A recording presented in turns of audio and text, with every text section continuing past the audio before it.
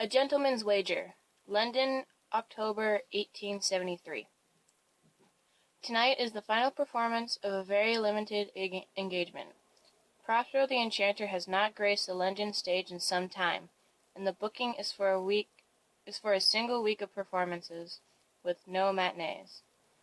Tickets, though exorbitantly priced, sold out quite quickly, and the theater so packed, many of the women keep their fans at hand to flutter against their décolletage, warding off the heavy heat that permeates the air despite the autumn chill outside. At one point in the evening, each of those fans suddenly becomes a small bird, until flocks of them loop the theater to uproarious applause. When each bird returns, falling into neatly folded fans onto their respective owners' laps, the applause only grows, though some are too stunned to clap, turning fans of feathers and lace over in their hands in wonder, no longer at all concerned about the heat. The man in the gray suit sitting in the stage-left box does not applaud. Not for this, nor for a single trick throughout the evening. He watches the man upon the stage with the steady, scrutinizing gaze that never wavers through the entire duration of the performance. Not once does he raise his gloved hands to clap. He does not even lift an eyebrow at feats that elicit applause or gasps, or the occasional shriek of surprise from the rest of the rapt audience. After the performance has concluded, the man in the gray suit navigates the crush of patrons in the theater lobby with ease. He slips through a curtained door leading to the backstage dressing rooms unnoticed. Stage hands and dressers never so much as glance at him. He raps on the door at the end of the hall with the silver tip of his cane. The door swings open of its own accord, revealing a cluttered dressed room lined with mirrors, each reflecting a different view of Prospero. His tailcoat has been tossed lazily over a velvet armchair, and his waistcoat hangs unbuttoned over his lace-edged shirt. The top hat which featured prominently in his performance sits on a hat stand nearby. The man appeared younger on the stage, his age buried under the glare of the footlights and layers of makeup. The face in the mirrors is lined, the hair is significantly graying, but there is something youthful in the grin that appears as he catches sight of the man standing in the doorway. "You hated it, didn't you?" he asks, without turning away from the mirror. Addressing the ghostly gray reflection, he wipes a thick residue of powder from his face with a handkerchief that might once have been white. "It is a pleasure to see you too, Hector," the man in the gray suit says, closing the door quietly behind him. "You despised every minute, I can tell," Hector Bowen says, with a laugh. "I was watching you, don't try to deny it." He turns and extends a hand. The man in the gray suit does not accept. In response, Hector shrugs and waves his fingers dramatically in the direction of the opposite wall. The velvet armchair slides forward from a corner packed with trunks and scarves, while the tailcoat floats up from it like a shadow, obediently hanging itself in a wardrobe. "Sit, please," Hector says. "It's not as comfortable as the ones upstairs, I'm afraid." "I cannot say I approve of such exhibitions," the man in the gray suit says, taking off his gloves and dusting the chair with them before he sits. Passing off manipulations as tricks and illusion. Charging a mission. Hector tosses the powder-covered handkerchief on a table littered with brushes and tins of grease paint. "Not a single person in that audience believes for a second that what I do up there is real," he says, gesturing in the general direction of the stage. "That's the beauty of it. Have you seen the contraptions these magicians build to accomplish the most mundane feats? They are a bunch of fish covered in feathers trying to convince the public they can fly, and I am simply a bird in their midst. The audience cannot tell the difference beyond knowing that I am better at it. That does not make it any less frivolous an endeavor. These people line up to be mystified," Hector says. "I can mystify them easier than most. Seems a waste to let the opportunity pass by. Pays better than you might think as well. Can I get you a drink? There are bottles hidden around here somewhere, though I'm not entirely sure there are glasses." He attempts to sort through the contents of a table, pushing aside piles of newspapers and a birdless birdcage. "No, thank you," the man in the gray suit says, shifting in his chair and resting his hands on the handle of his cane. "I find your performance curious, and the reaction of your audience somewhat perplexing. You were lacking in precision." "Can't be too good if I want them to believe I'm as fake as the rest of them," Hector says with a laugh. "I thank you for coming and suffering through my show. Surprised you even turned up. I was beginning to give up hope. I've had that box reserved for you the entire week. I do not often decline invitations." Your letter said you had a proposition for me. I do indeed, Hector says, striking his hands together in a single sharp clap. I was hoping you might be up for a game. It has been far too long since we played. Though first you must meet my new project. I was under the impression that you had given up on teaching. I had. But this was a singular opportunity I could not resist. Hector walked over to a door mostly hidden by a long-standing mirror. Celia, dearest, he calls into the adjoining room before returning to his chair. A moment later, a small girl appears in the doorway, dressed too nicely for the chaotic shabbiness of the surroundings. All ribbons and lace, perfect as a shop-fresh doll, save for a few unruly curls escaping her braids. She hesitates, hovering over the threshold, when she sees that her father is not alone. It's all right, dearest. Come in, Hector said, beckoning her forward with a wave of his hand. This is an associate of mine. No need to be shy. She takes a few steps closer and executes a perfect curtsy, the lace-trimmed hem of her dress sweeping over the worn floorboards. This is my daughter, Celia, Hector says to the man in the gray suit, placing his hand on the girl's head. Celia, this is Alexander. Pleased to meet you, she says. Her voice is barely more than a whisper, and pitched lower than might be expected from a girl her size. The man in the gray suit gives her a polite nod. Would you like to show this gentleman what you can do? Hector says.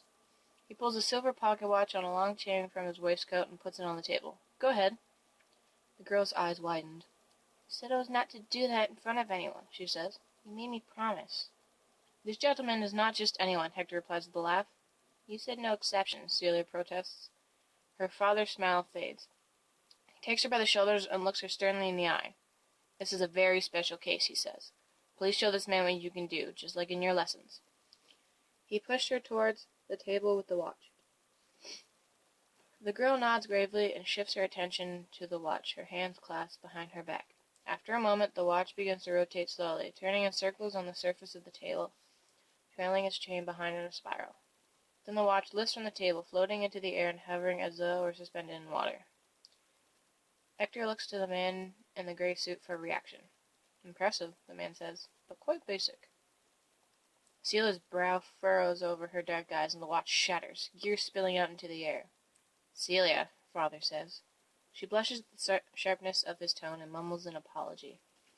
The gears float back to the watch, settling into place until the watch is complete again, hands ticking the seconds forward as though nothing had happened.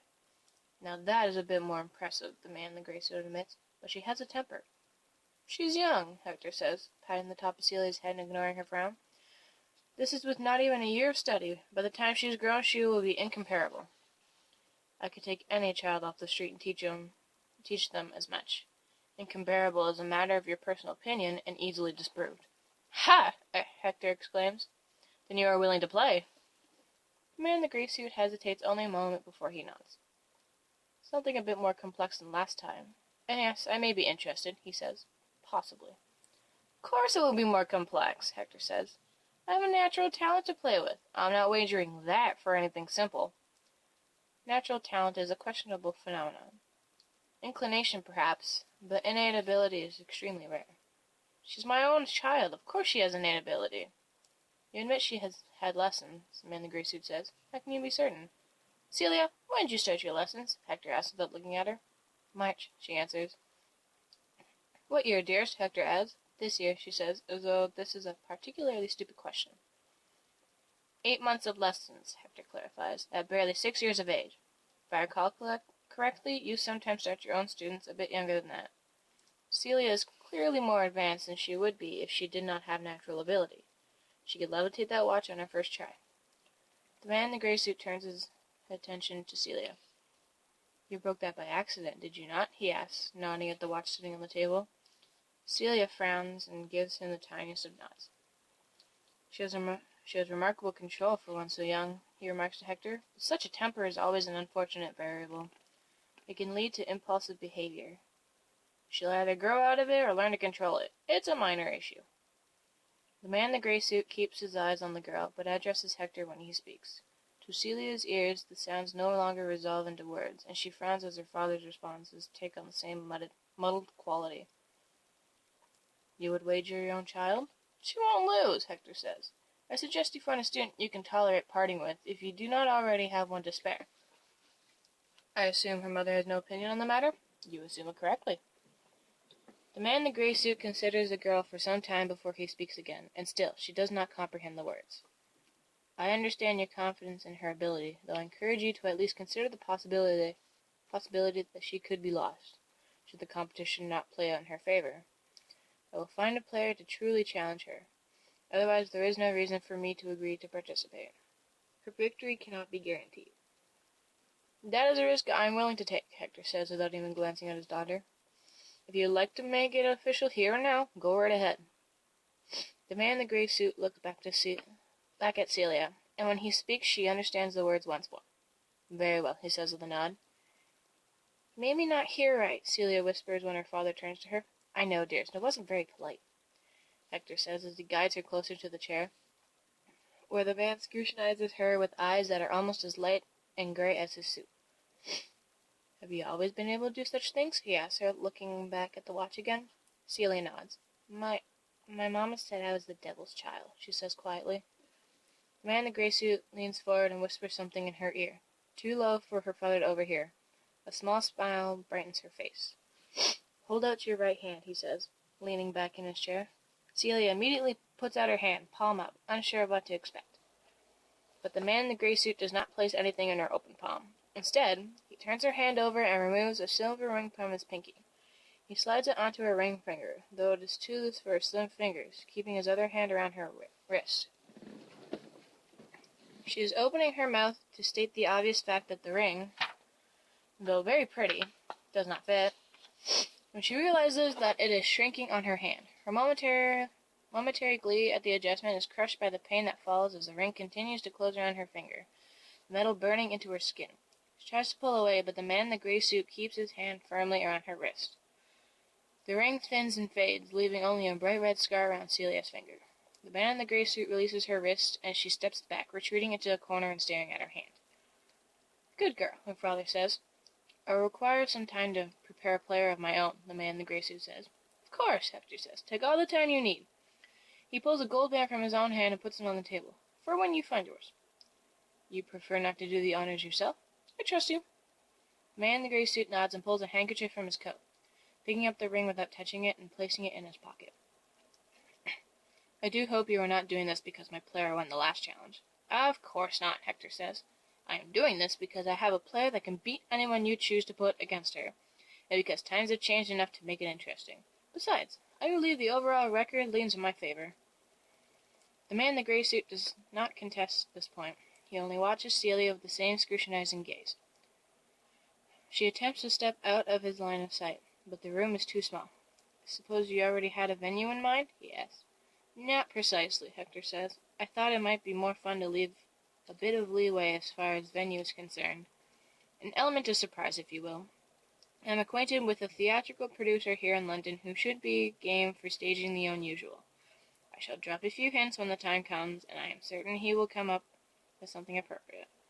Better to have it on neutral ground, though I thought you might appreciate starting things on your side of the pond. This gentleman's name? Lefebvre. Jean-Jacques Christophe Lefebvre. They say he's the illegitimate son of an Indian prince or something like that. Mother was some tramp of a ballerina. I have his card somewhere in this mess. You'll like him. He's quite forward-thinking. Wealthy, eccentric, a bit obsessive, somewhat unpredictable, but I suppose that is part and parcel of having an artistic temperament. Pile of papers on a nearby desk shifts and shuffles until a single business card finds its way to the surface and sails across the room. Hector catches it in his hand and reads it before handing it to the man in the gray suit. He throws wonderful parties. The man in the gray suit puts it in his pocket without so much as glancing at it. I have not heard of him, he says, and I am not fond of public settings for such matters. I will take it under consideration. Nonsense. The public setting is half the fun. It brings in so many restrictions, so many challenging parameters to work around. The man in the gray suit considers this for a moment before he nods. Do we have a disclosure clause? It would be fair, given my awareness of your choice of player. Let's have no clauses at all beyond the basic rules of interference and see what happens, Hector says. I want to push boundaries with this one. No time limits either. I'll even give you first move. Very well. We have an agreement. I shall be in touch. The man in the gray suit stands, brushing invisible dust from his sleeve. It was a pleasure to meet you, Miss Celia. Celia bobs another perfect curtsy, all while regarding him with wary eyes. The man in the gray suit tips his hat to Prospero and slips out the door and then out of the theater, moving like a shadow onto the busy street. In his dressing room, Hector Bowen chuckles to himself while his daughter stands quietly in a corner, looking at the scar on her hand. The pain fades as quickly as the ring itself, but the raw red mark remains. Hector takes the silver pocket watch from the table, comparing the time to the clock on the wall. He winds the watch slowly, regarding the hands intently as they swirl around the face. Celia, he says without looking up at her, why do we wind our watch? Because everything requires energy, she recites obediently, eyes still focused on her hand. We must put effort and energy into anything we wish to change. Very good. He shakes the watch gently and places it in his pocket. Why did you call that man Alexander? Celia asks. That's a silly question. It's not his name. Now, how might you know that? Hector asks his daughter, lifting her chin to face him and weighing the look in her dark eyes with his own. Celia stares back at him, unsure how to explain. She plays over in her mind the impression of the man in his gray suit with his pale eyes and harsh features, trying to figure out why the name does not fit on him properly. It's not a real name, she says. Not one that he's carried with him always. It's one he wears like his hat, so he can take it off when he wants, like Prospero is for you. You are even more clever than I could have hoped, Hector says, not bothering to refute or confirm her musings about his colleague's nomenclature. He takes his top hat from its stand and puts it on her head, where it slides down and obscures her questioning eyes in a cage of black silk. Shades of Grey, London, January 1874. The building is as grey as the pavement below and the sky above, appearing as impermanent as the clouds, as though it could vanish into the air without notice. Nondescript grey stone renders it indistinguishable from the surrounding buildings, save for a tarnished sign hanging by the door. Even the headmistress inside is clad in a deep charcoal. Yet the man in the grey suit looks out of place. The cut of his suit is too sharp, the handle of his cane too well polished beneath his pristine gloves.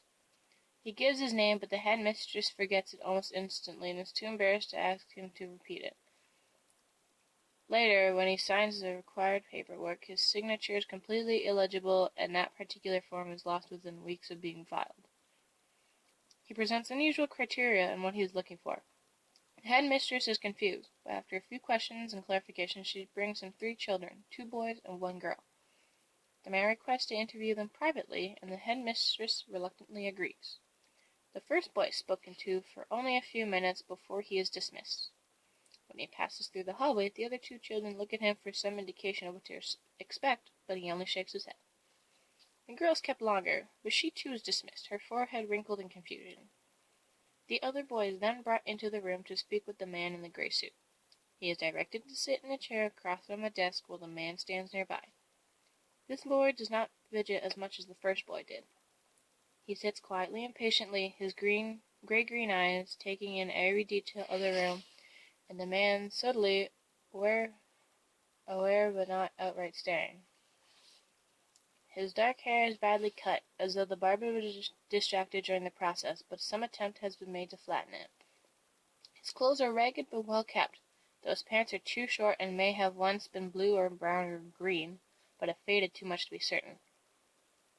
How long have you been here? The man asked, after silently examining the boy's shabby appearance for a few moments. Always, the boy says. How old are you? I'll be 9 in May. You look younger than that. It's not a lie. I did not mean to suggest that it was. The man in the gray suit stares at the boy without comment for some time. The boy stares back.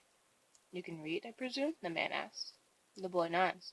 I like to read, he says. There aren't enough books here. I've read all of them already. Good. Without warning, the man in the gray suit tosses his cane at the boy. The boy catches it in one hand easily without flinching, though his eyes narrow in confusion as he looks from the cane to the man and back. The man nods to himself and reclaims his cane, pulling a pale handkerchief from his pocket to wipe the boy's fingerprints from the surface. Very well, the man says. You'll be coming to study with me.